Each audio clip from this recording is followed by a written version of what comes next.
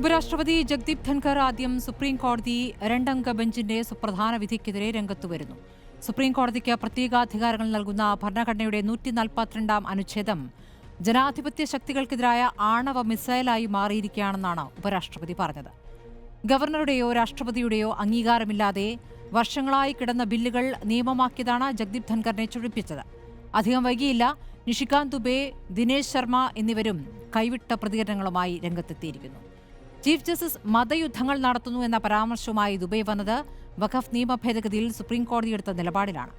നേതാക്കളുടേത് വ്യക്തിപരമായ അഭിപ്രായമാണെന്നും പാർട്ടിക്ക് അതിൽ നിലപാടില്ല എന്നും BJP പറയുന്നു. സുപ്രീം കോടതിയെ ഭീഷണിപ്പെടുത്തുന്ന നേതാക്കൾക്കെതിരെ കോടതി സ്വമേധയാ കേസെടുക്കണമെന്നാണ് കോൺഗ്രസ് ആവശ്യപ്പെട്ടിരിക്കുന്നത്. സ്ഥിരം വിദ്വേഷ പ്രസംഗം നടത്തുന്ന നേതാക്കളെ വിവാദമാവുമ്പോൾ തള്ളുകയും പിന്നീട് ഇവരെ നന്നായി പ്രോത്സാഹിപ്പിക്കുകയും ചെയ്യുന്നതാണ് ചരിത്രം. വഖഫ് ഭേദഗതി നിയമത്തിൽ സുപ്രീം കോടതിയെ സുപ്രധാന വിധി വരാനിരിക്കെ ജഡ്ജിമാരെ ഭീഷണിപ്പെടുത്തുന്നു എന്നതാണ് ചോദ്യം.